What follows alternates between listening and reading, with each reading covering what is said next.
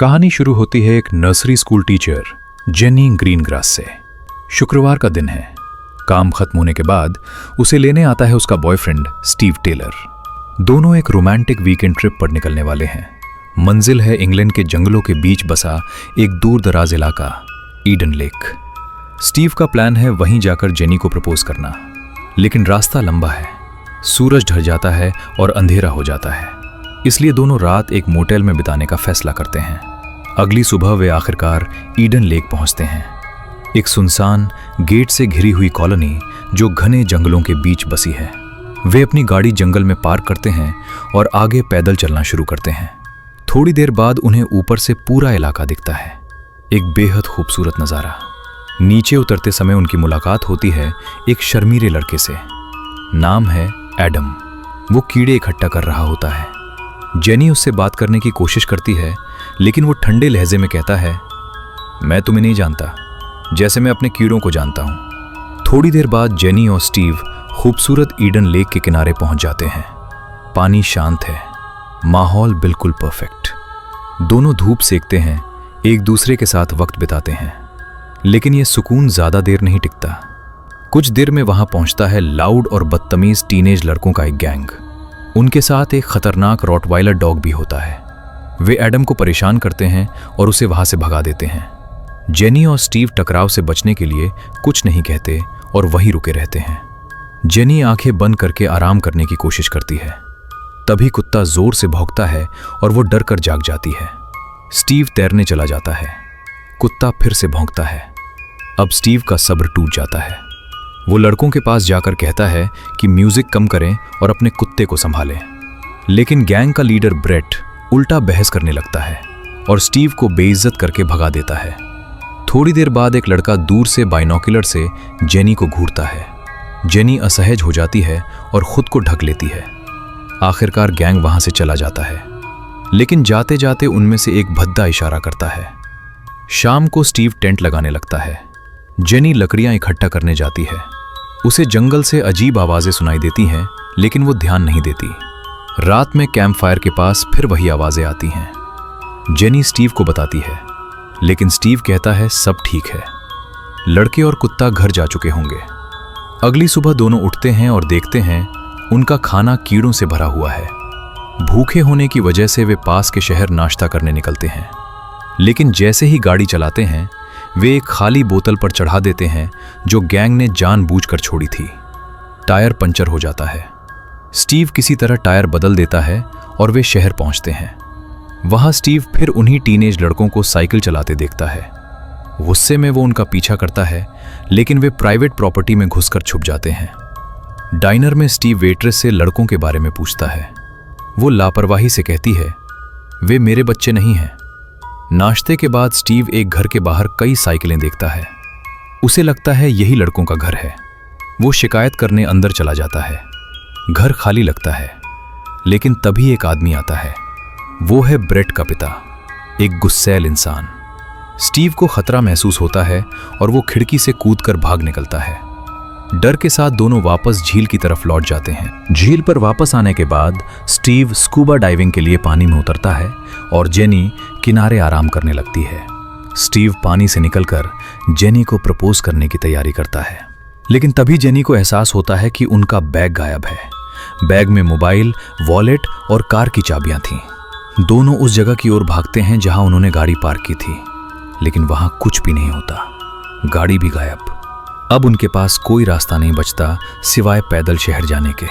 रास्ते में अचानक एक कार तेज रफ्तार में उनकी तरफ आती है। वही उनकी गाड़ी होती है। ड्राइव कर रहा होता है ब्रेट। वो रुकता है सिर्फ मुस्कुराने के लिए और कहता है, यही तुम्हारी राइड है। फिर कार भगा ले जाता है। जेनी और स्टीव चलते रहते हैं। रात हो जाती है। जंगल के बीच उन्हें आग जलती दिखती है। वहां वही टीनेज गैंग ड्रिंक कर रहा होता है। स्टीव अपना सामान वापस मांगने उनके पास जाता है। ब्रेट मना कर देता है और अनजान बनने लगता है। तभी स्टीव का फोन बजता है। फोन उन्हीं के पास होता है। स्टीव आगे बढ़ता है और वहीं से हालात बिगड़ जाते हैं। एक लड़का चाकू निकाल लेता है।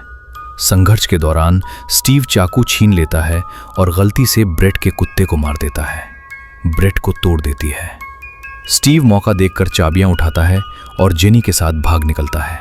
दोनों गाड़ी में बैठकर भागते हैं, लेकिन गैंग पीछा करता है। गाड़ी एक ढलान पर फंस जाती है। लड़के पत्थर फेंकते हैं, शीशे तोड़ देते हैं, हेडलाइट्स तोड़ देते हैं। आखिरी पल में स्टीव गाड़ी स्टार्ट कर लेता है और वे जंगल में घुस जाते हैं। अंधेरे और कच्चे रास्ते की वजह से गाड़ी लकड़ियों के ढेर से टकरा जाती है।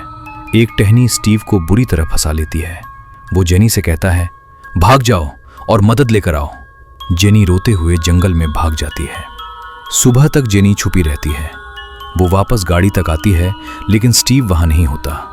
खून के निशान उसे जंगल के अंदर ले जाते हैं।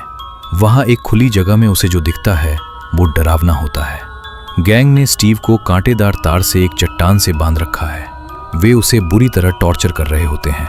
ब्रेट हर लड़के को उसे चाकू मारने को कहता है ताकि सब फंस जाएं। एक लड़की पेज इस सब को मोबाइल में रिकॉर्ड कर रही होती है। जेनी उसे बचाने के लिए जीपीएस से स्टीव के फोन को कॉल करती है और इमरजेंसी नंबर डायल करती है। ब्रेट समझ जाता है कि जेनी पास ही है। गैंग उसे ढूंढने लगती है। इसी अफरा तफरी में स्टीव खुद को छुड़ा लेता है और भागने लगता है। जेनी भी जान बचाकर भागती है। एक पीछा शुरू होता है। जेनी एक लकड़ी से एक लड़के की साइकिल गिरा देती है और आगे बढ़ती रहती है। भागते हुए जेनी को एक छोटा सा मोबाइल होम दिखता है। वो मदद की उम्मीद में उसकी तरफ बढ़ती है। अंदर रेडियो फोन दिखता है, लेकिन वो उसकी पहुंच से बाहर होता है। जेनी कोशिश करती है, लेकिन तभी गैंग वहां पहुंच जाती है। छुपने के लिए कोई जगह नहीं होती। जेनी छत पर चढ़ जाती है और वहीं चुपचाप पड़ी रहती है जब तक गैंग वहां से चली नहीं जाती। इसी बीच एक लड़का स्टीव को ढूंढने जाता है और देखता है कि वो भाग चुका है। उधर स्टीव अपनी गाड़ी तक पहुंचता है ताकि फर्स्ट एड किट ले सके, लेकिन जैसे ही वो डिक्की खोलता है, कार अलार्म बज उठता है। आवाज सुनकर गैंग फिर से उसकी तरफ दौड़ती है। स्टीव किसी तरह जान बचाकर भागता है और आखिरकार जेनी से फिर मिल जाता है। दोनों फिर से जंगल में भागते हैं। थोड़ी देर बाद वे एक लकड़ी की झोपड़ी में पहुंचते हैं। स्टीव बहुत ज्यादा खून बहने की वजह से कमजोर हो चुका है। जेनी उसे फर्स्ट एड देने लगती है। उसी दौरान उसे स्टीव की जेब में एक अंगूठी मिलती है। वो समझ जाती है कि वो उसे प्रपोज करने वाला था। जेनी टूट जाती है, लेकिन समय नहीं होता। कुछ ही देर में गैंग वहां पहुंच जाती है। वे झोपड़ी में घुसते हैं, लेकिन अंदर कोई नहीं होता। दरअसल जेनी और स्टीव झोपड़ी के नीचे पानी में छुपे होते हैं। गैंग के जाने के बाद जेनी स्टीव को बाहर निकालती है, लेकिन अब वो चल नहीं सकता। उसके जख्म जानलेवा हो चुके होते हैं। जेनी समझ जाती है कि अगर वो अभी मदद लेने नहीं गई तो स्टीव मर जाएगा। वो अंगूठी पहनती है और वादा करती है कि वापस आएगी। भागते हुए जेनी एक बड़े लोहे के स्पाइक पर पैर रख देती है। कील उसकी टांग के आर पार हो जाती है। दर्द असहनीय होता है, लेकिन किसी तरह वो चीख दबा लेती है और छुप जाती है। वो कील निकालती है और खून बहते पैर के साथ आगे बढ़ती है। तभी उसके सामने एडम आता है। जेनी उसे जंगल से बाहर ले जाने की गुहार लगाती है, लेकिन वही लड़का चुपके से गैंग को मैसेज कर देता है। धोखा। कुछ ही पलों में एक लड़का आता है और पीछे से जेनी को बेहोश कर देता है। जब जेनी होश में आती है तो वो बंधी होती है एक बड़े पेड़ से। उसके पास ही स्टीव भी बंधा होता है, लेकिन वो मर चुका होता है। ब्रेट लकड़ियां जमा करता है और पेट्रोल डालता है। वो उन्हें जिंदा जलाना चाहता है। कुछ गैंग मेंबर्स डरे हुए होते हैं, लेकिन कोई उसके खिलाफ खड़ा नहीं होता। ब्रेट एडम को आगे करता है और कहता है अगर वो आग लगाएगा तो उसे गैंग में शामिल कर लिया जाएगा। एडम हिचकिचाता है, लेकिन फिर आग लगा देता है। स्टीव का शरीर जलने लगता है। पेज सब कुछ रिकॉर्ड करती है। किस्मत से जेनी की रस्सी धीरे धीरे जलकर ढीली हो जाती है। वो खुद को छुड़ा लेती है और भाग जाती है। गुस्से में ब्रेट एडम पर पेट्रोल डाल देता है और उसे जिंदा जला देता है ताकि जेनी वापस आए, लेकिन जेनी रुकती नहीं। आगे बढ़ते हुए उसे एक रास्ते का नक्शा मिलता है। वो बाहर निकलने की कोशिश करती है। तभी गैंग फिर पास आ जाती है। जेनी एक गंदे कूड़ेदान में छुप जाती है। वे चले जाते हैं। जेनी बाहर निकलती है और जमीन से एक कांच का टुकड़ा उठा लेती है। उसे एक लड़का कूपर दिखाई देता है। वो मदद करना चाहता है, लेकिन जेनी अब किसी पर भरोसा नहीं कर सकती। डर में वो उसे छुरा घोंप देती है। उसे तुरंत पछतावा होता है, लेकिन बहुत देर हो चुकी होती है। कूपर की मौत के बाद जेनी पूरी तरह टूट चुकी होती है, लेकिन अब रुकने का विकल्प नहीं है। रात के अंधेरे में बाकी गैंग मेंबर्स कूपर की लाश देख लेते हैं। इसी वक्त गैंग का एक लड़का हैरी आखिरकार टूट जाता है। वो ब्रेट पर सब कुछ बर्बाद करने का आरोप लगाता है और पुलिस को कॉल करने की कोशिश करता है, लेकिन ब्रेट घबराया हुआ जानवर बन चुका होता है। वो हैरी को बुरी तरह पीटकर मार देता है। ये देखकर पेज डर जाती है और वहां से भाग निकलती है। उधर जेनी किसी तरह मुख्य सड़क तक पहुंच जाती है। एक वैन रुकती है। जेनी अंदर बैठकर ड्राइवर से कहती है कि उसे शहर ले चले। ड्राइवर बताता है कि वो अपने भाई को ढूंढ रहा है जो जंगल में गया था। जेनी समझ जाती है कि उसका भाई गैंग का हिस्सा है। जैसे ही ड्राइवर बाहर निकलता है, जेनी वैन चुरा लेती है और भाग जाती है। रास्ते में उसे पेज दिखाई देती है। गुस्से और बदले में जेनी उसे गाड़ी से कुचल देती है, बिना रुके।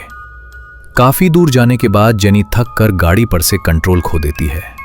वो एक घर के लॉन में जाकर क्रैश कर जाती है। वहां पार्टी चल रही होती है। जेनी बेहोश हो जाती है। जब उसकी आंख खुलती है तो एक औरत उसे दिलासा दे रही होती है, लेकिन जैसे ही जेनी दीवारों पर लगी तस्वीरें देखती है, उसका खून जम जाता है। यह है ब्रेट का घर। यहीं गैंग के सभी माता पिता मौजूद होते हैं। डर और घबराहट में जेनी टॉयलेट जाने की इजाजत मांगती है और वहां से एक रेजर ब्लेड उठा लेती है। इसी बीच ब्रेट का पिता बाहर खड़ी वैन देख लेता है और पहचान लेता है। हंगामा मच जाता है।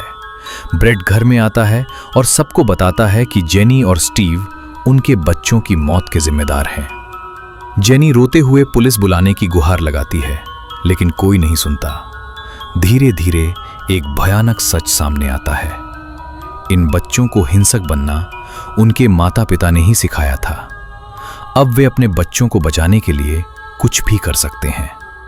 जेनी को घर के बाहर घसीट कर ले जाया जाता है। ब्रेट अपने कमरे में जाता है और दरवाजा बंद कर लेता है ताकि उसकी चीखें कोई न सुने। वो पेज के फोन से सारे वीडियो डिलीट कर देता है। फिर स्टीव का चश्मा पहनकर आईने में खुद को देखता है, बिल्कुल खाली नजर से।